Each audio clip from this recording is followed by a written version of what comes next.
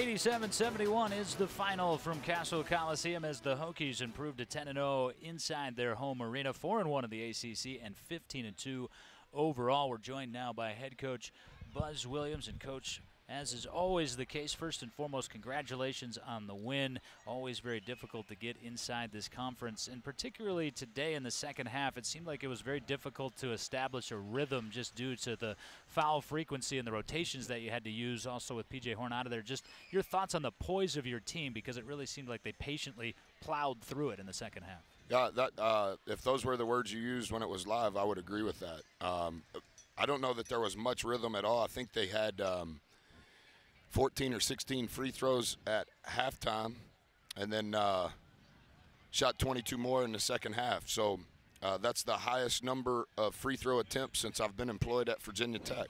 So probably shouldn't say more than that, but incredibly disappointed. Have you ever had a game like this where you had an official go out very, very early there with the injury and you had to go with two? Yeah, good question. Obviously, he was the lead official, right? Top 5 official in the country, in my opinion, and he just said he couldn't go. And so, I mean, there's no other option. So, no, sir, I don't think that that's ever happened. Makes it tough, though, doesn't it, when two guys are trying to cover the court and all that? Maybe. Well, let's move back. Or just blow the whistle, and then it stops action, then you don't have to keep up. Maybe. We talked about that. I'm not saying you have to do that, but. Well, let's go back to the first half for you. And Coach, we talked in the pregame about wanting to maintain an attack-the-rim philosophy throughout the game, but to do it with patience. And it really seemed like your guys did it up top, methodically cutting up some of the zone looks throughout the half. I thought we did a really good job. I thought we were much more us than we were on Tuesday. That's not to take anything at all away from the University of Virginia. I thought we played harder. I thought we were much better defensively other than the fouls. We weren't great on the glass. And then I thought offensively in both halves, no matter who was on the floor, I think we had 5 guys with 2 fouls at halftime. That's never happened since we've been here. I thought we managed that really well. I thought those last 3.5, 4 minutes in the first half, that crew somewhat mixed-matched. I thought they played with really good poise. I thought Chico's minutes were really important. I thought Mully's play there at the very end just to be solid helped us. I thought Beatty full-time at the point when 5 and Nikhil were not in were really good. I thought Ty was in the fight much more than he has been over the last couple of games. I thought there were a lot of good things, still things that we have to work on, but I did not think that at any point our energy or our brain was in question. I thought the intent of our heart was right on both ends of the floor. How good was Nikhil today? Led you in points, 24. Led you in rebounds with 7. Played a lot of time with 4 fouls. He's just so smooth out there, isn't he? Yeah, when those guards, Nikhil, a superlative rebounding effort, 7 rebounds to lead our team is huge. But, you know, 5 had 2, Med had 3. I understand we shot 60%, so that limits the number of offensive rebounding opportunities. And I also understand that they shot 38 free throws, which limits defensive rebounding opportunities. In addition to what you said 2 coaches shows ago on pace of play, sometimes our rebounding numbers are skewed because of the number of possessions that are in the game. But when our guards rebound, as we've talked about, it really helps our team because we're able to play with space in the full court, whether they were in zone or man. And I think some of the time when they were in the zone press in the three-quarter court, when we attacked it, we were able to play in the open floor. And I thought the kind of what Laaser is talking about, the decision of are we supposed to attack here, are we not supposed to attack here, I thought we had very good poise. Yeah, Coach, let's stay right there because it seems like the frequency of transition, because you're not just running all the time anymore, it makes it even more effective when you are able to get out on the break with numbers. Yeah, and you know, a lot of that obviously is the build-up, not just this year, but the experience that those kids have had up until this point to have the maturity to understand, is this full court around the horn? Are we in sequence? Or is this, we're not going to get a paint touch. We need to run a play. And the value of the possession, because there are less possessions, becomes more important. and the delicate, at times invisible line of, is that an attack or is that a no, we don't like it?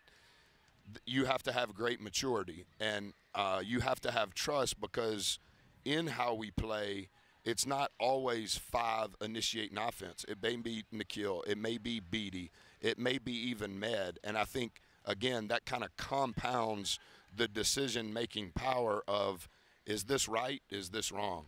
You talked about time. Boy, was he not smooth out there today. That one sequence where he got the block, he got a rebound, he runs out to the C, gets the pass from KJ. You just kind of knew he was going to make that shot. Later, he got an assist to Chico. It just seemed like when he gets going rebounding, like you said. I tell him that. Yeah. When he's in the fight, I don't mean that in the wrong way. When he's in the fight, it helps him on the other end. And he's from Roxborough, North Carolina. I met his mom just outside Roxborough, so I've never been to Roxborough. But I told him at one of the timeouts, I go, didn't you fight in Roxborough? Like, didn't you ever get in trouble for fighting? He goes, yeah. I go, okay, well, fight in Blacksburg, inside the lines. And I thought when he has that aggressiveness and you can literally see sweat coming from his brow, he's going to shoot 80%. If you only see him with a glaze, that means he's not in the fight, and that means we're hoping that he makes that shot. When I see him full out sweat, he's making the shot. Coach, I would imagine that and what you do in the development of guys, this was a gratifying moment. There was a play in the game where Isaiah Wilkins shot fake, ball fake from the right wing, drove by, his tongue was wagging. It was almost like his mind was saying, they didn't see that on the scouting report, and showing another element. And it just seemed like we watched him mature in all of 11 of his minutes today. I told Chico 2 days ago,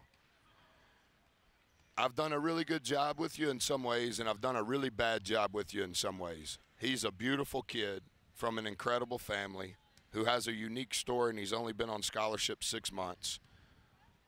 But we need him to have a distinct role on our team. He's supposed to be a senior in high school. I think he's the second youngest player in the country. And I'm telling him, you know, when you were in high school, you were like, I can play 8 minutes. That's nothing. I need you to play 8 impactful minutes. Now, that's something. And I was explaining to him, don't you realize now in mid-January how hard it is to play that possession right, that possession right, that possession right, that possession right? Can you just go down and back twice and sub and do right? And I thought tonight, 6 points, 2 steals, 1 assist. The one shot he shot in the first half in the corner, he can shoot. But I told him that was the first time you touched the ball. The defense is rotating out to the corner because of the zone they were in. The next time you catch it in the corner, drive it from the corner, and we're in around the horn, and that's what he did. He's smart. There's a burden on him heavier than he realizes, but with each passing day, he's beginning to understand it more. And because he understands it more, the execution level of what he's able to give us is really important. And what ends up hurting those young guys, and you see it at every level, like tomorrow, we can't have real practice tomorrow. Okay, but Chico needs real practice. And so how we've been able to handle the red shirts and also the all freshmen, the 4 freshmen, our assistants have done a really good job of our January calendar when it's an all freshman individual workout versus when it's a redshirt freshman individual workout. And I think that work has for sure made an impact since Christmas for Chico. And I guess we came back on Christmas, so whatever today is, those 25 days have been really good. How about PJ? Could you give us an update on his injury, and how nice was it for the students to be back here today? Yeah, I can't wait till they're all back. The thing that's disappointing is we play 1 weekend home game out of 9 with our students in session. We're the only ACC team with that type of schedule.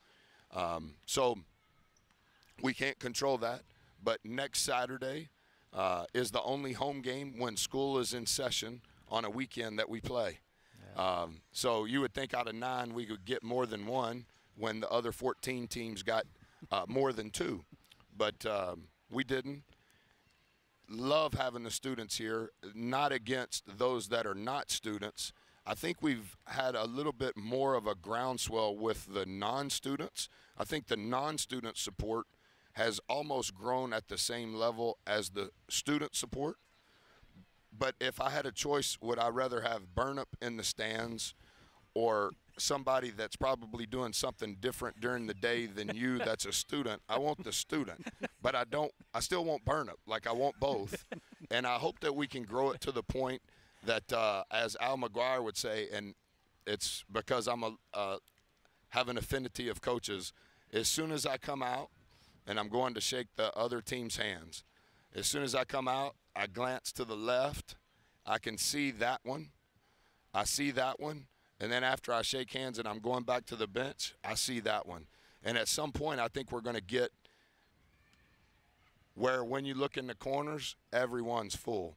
And we're approaching that, and we're thankful for the unbelievably change in Castle Coliseum. But it matters, and it really matters to our kids. Coach, speaking of matters, I know you're on a very quick turnaround Monday to North Carolina. It's a hard turn. Hard turn. All the time will matter, so we won't take up any more. But, again, congratulations on the win today. Glad for the time that we had with you. We appreciate it as always, and we'll see you down at Chapel Hill tomorrow. Yes, sir. Thank you.